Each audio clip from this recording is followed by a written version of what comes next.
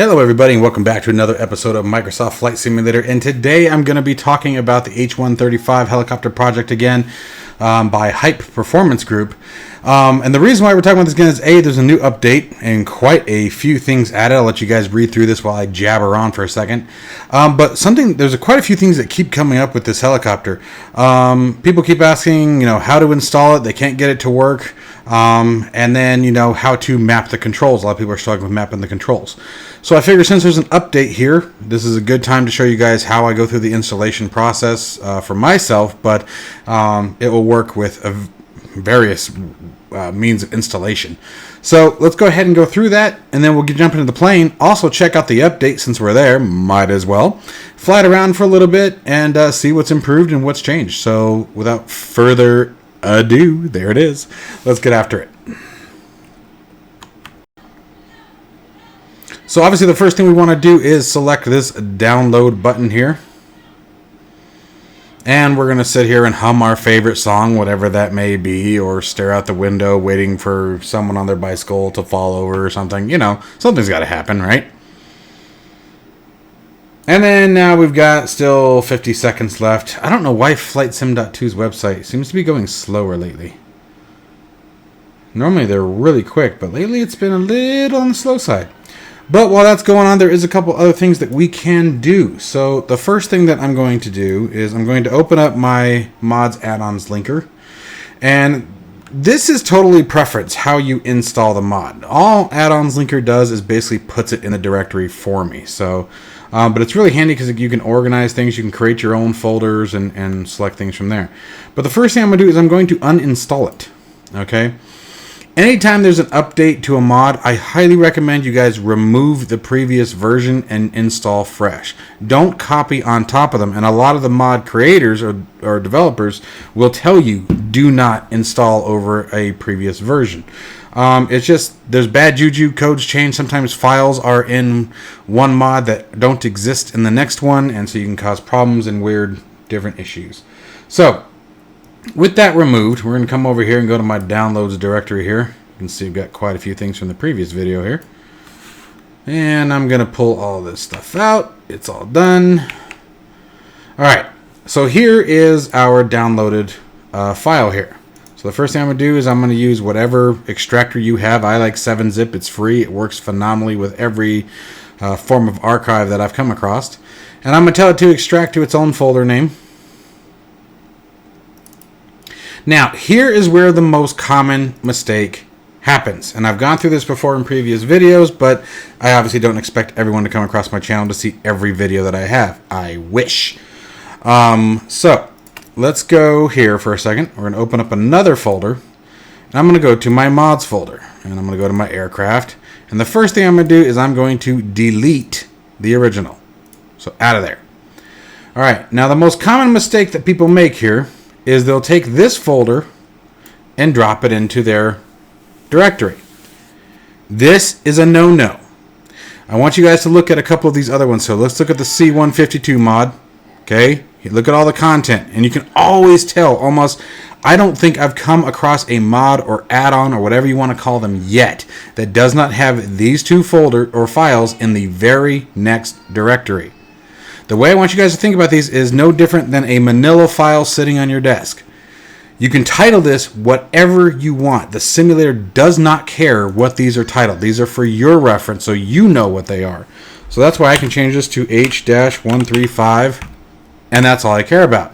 The problem here is the simulator is going to look at this folder, but it's going to only go one folder deep unless instructed otherwise. And I'll explain that in a minute. So if we open this folder up, the simulator is going to see this folder and have no idea what to do with it. And this is the most common reason of why your mod or add-on does not show up. Okay, if you're one of those people who I installed the mod, but when I go to my aircraft selection, it's not there at all, this is likely why. Okay, you cannot do this. It doesn't work like this. So what I'm going to do is I'm going to take this guy, I'm going to cut it out of that first folder. I'm just going to paste it in here for now. Okay, now I'm going to take my H-135 folder here and I'm going to delete it. And what I want is if I open this folder, this is what I should see. And there's that layout and there's that manifest file. These are what tell the simulator what to do with these. Okay, this is the instructions, if you will, is my understanding. I'm no modder, I'm no developer, so, but the fact that they all have it, I'm willing to bet, that's a key there. So, now I can come back here, and again, I can name this to whatever I want. This is no different than any other title. Oops. Okay? So, now, this is just in my mods folder. Okay?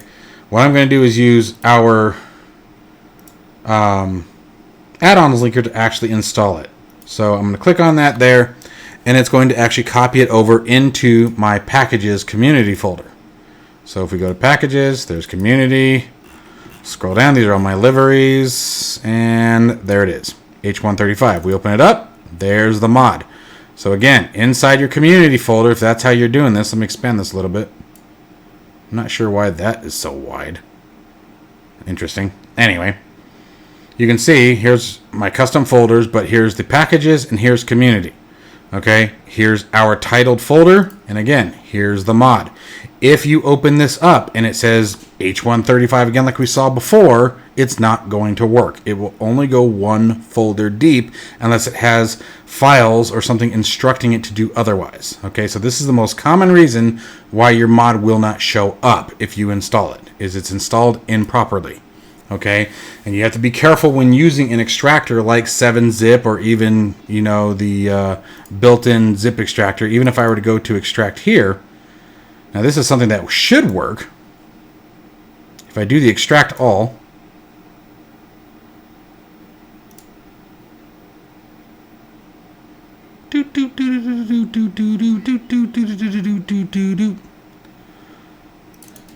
and we see it again, actually. So always double check. Okay, when you unzip your file, open up the folder and make sure it's not there again. If it's there again, you have a problem. It's not going to work. Okay, you need to make sure you take the folder right above all of this. I hope that's making sense to everyone, because it's the most common problem that I see when people are saying that their mods aren't working. Okay, so with that in mind, it is installed. Let's go ahead and jump in the seat. We'll take a look at some controls and fly it. Alright, so here we are in the simulator, and you can see it looks like there's been some changes to the helicopter. The back doors open, front doors are open, and the cargo doors are open, so kind of cool. But before we get into the helicopter, let's talk about the next thing that's been coming up a lot, and that's controls. So I'm going to go ahead and hit escape, go to our controls section. Now, for this particular demonstration, I'm going to be using my why can I not think of it? Thrustmaster HOTAS. So got the Thrustmaster joystick and Thrustmaster throttle. And the throttle, I'm willing to bet, is where most of the confusion is. So what I've done here is I go down to the preset manager. Okay, I click on my throttle. I tell it to make a duplicate or a, is it a duplicate? New, sorry. Make a new profile or a copy, however you wish to do it. Okay. And then what you want to pay attention to is propeller axis. Okay, and I put that, and actually, while we're here, I actually want to change that, so give me a second. So on the propeller axis, I want to assign it as this one. Yep, that's fine. I'm going to validate. And then on the throttle axis, I'm going to put it here. Now notice I am not reversing the axis like you have to do on many of the other aircraft. All right. And then, of course, your rudder pedals, however you guys do that, you would assign just to the rudder. But that's really all you need for this particular helicopter to fly it. So we're just going to apply there.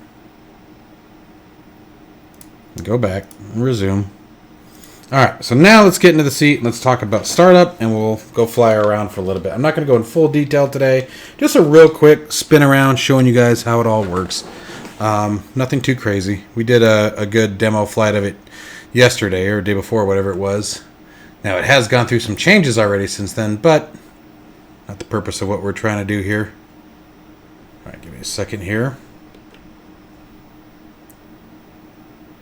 All right, so bear with me. My track IR might be a little bit of a pain in the you-know-what, but we'll see what happens.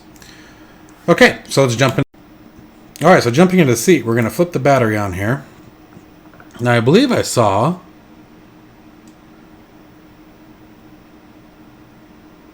there is now a start and stop. So we want flight model Yep, advanced. I want the synthetic terrain on.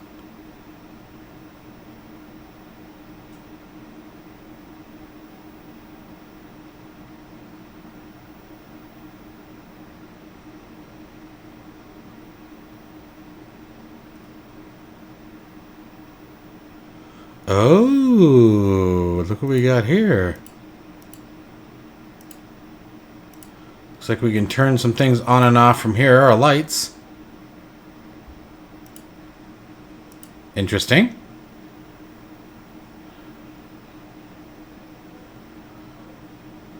Ah, and there's the engine right there. Okay, so let's see here. You can also turn on external power.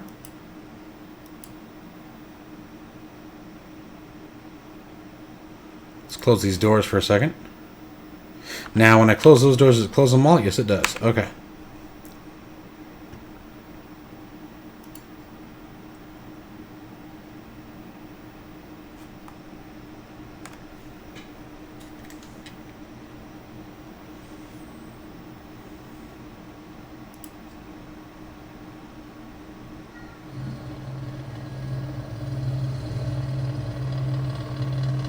Looks like the sounds have been improved, like they stated.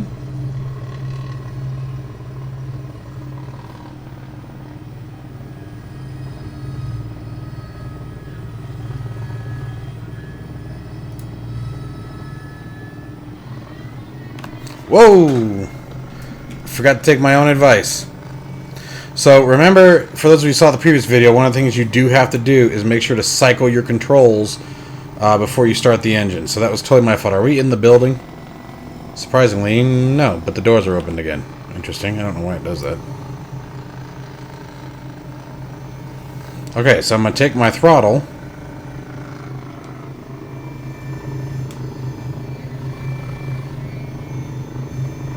And it's up at max. And so now we're going to be very careful not to hit the building here. So I'm going to start pulling some aft on the cyclic, slowly adding collective.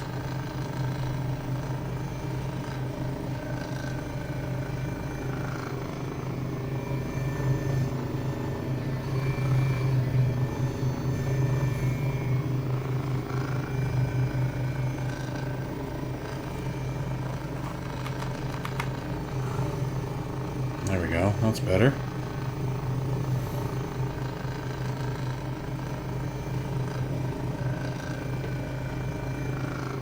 Much better response on the collective in this version. Why is my camera so, like, all over the place?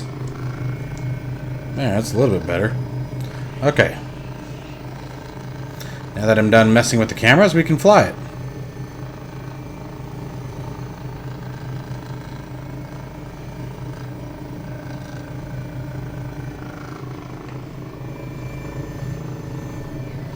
Adding more collective.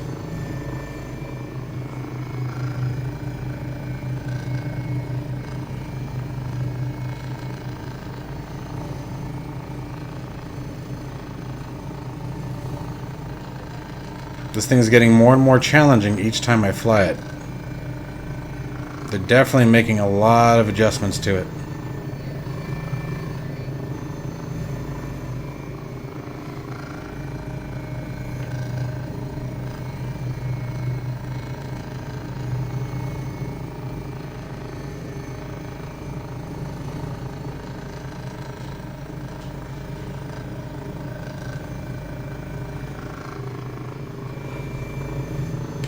The same token, as the flight model gets more and more improvement, it's getting easier and easier to understand what you need to do to make the helicopter do what you want.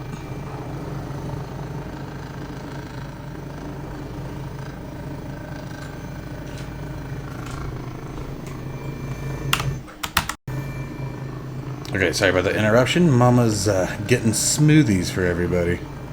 Yes, I'm being that guy. Okay, so as I was saying, although that PFD looks really hard to read like that, I will say that much. But anyway, you know, that's being nitpicky. I'll shut up about that because I don't want to distract from what this is. This is a really great flight model. It's really coming a long way.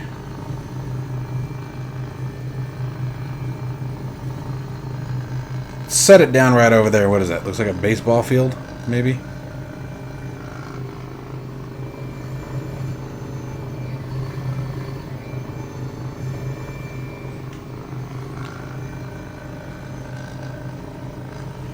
You know what I need to do, someone mentioned it the other day, is I need to try this out in VR. Everybody is saying that in VR this is a wonderful experience. Alright, so I should be able to pull that collective off. Let's arrest that side momentum. Reducing some collective. Reducing that forward pitch.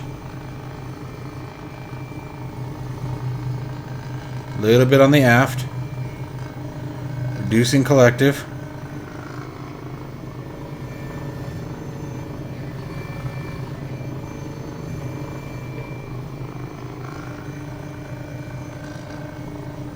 Come forward a little bit.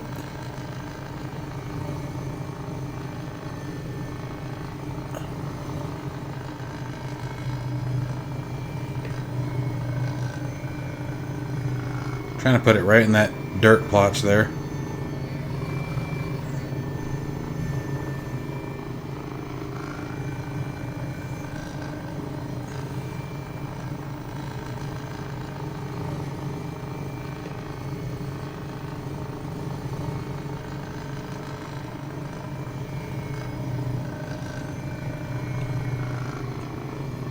And I'm having to feather the collective more and more, which is, I think, a good sign.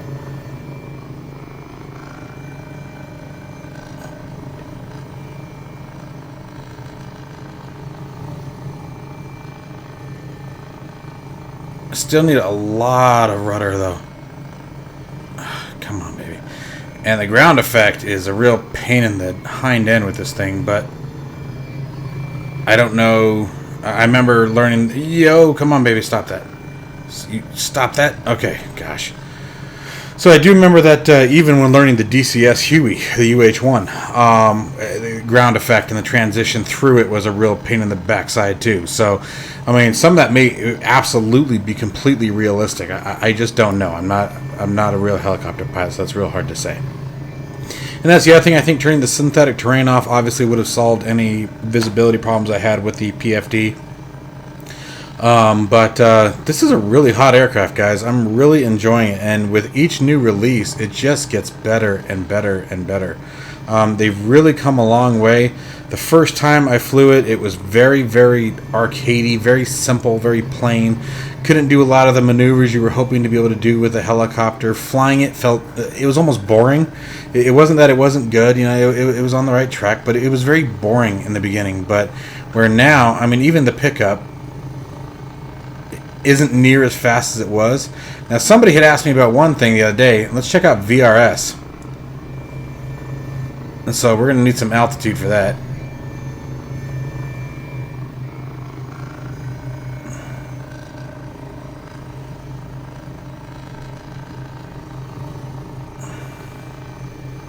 I don't know why it's stuttering like that. Gosh, that's horrible.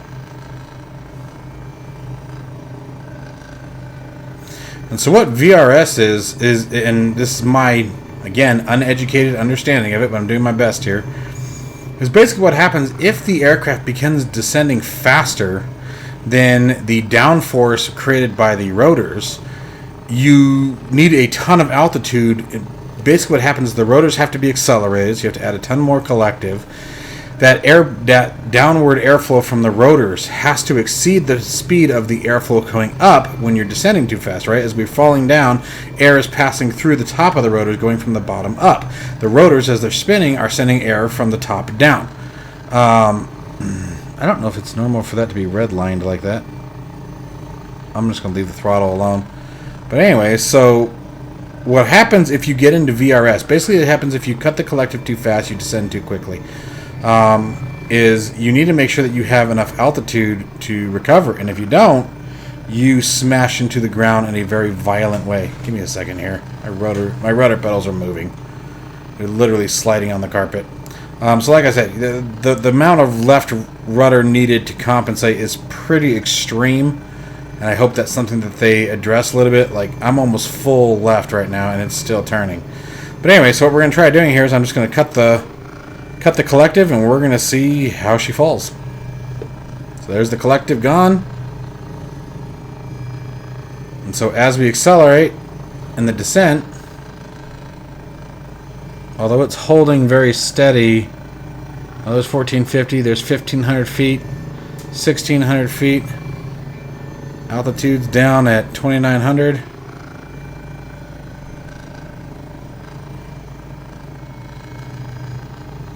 (2,000 feet per minute). And then if I increase that collective, it comes right back up. So it doesn't look like VRS is modeled, which is fine. I'm sure that's something that will be added later on. Anybody remember where I took off from? Oh, hey, I bet from right there. So anyway, guys, once again, I hope you enjoyed this little tutorial. I hope this helped you guys out a little bit as far as some of the configuration problems that a lot of people have been reporting with this aircraft. Let me know if you guys run into any trouble. I'm happy to help wherever I can. And as always, I'll see you guys in the next one. Take care, guys.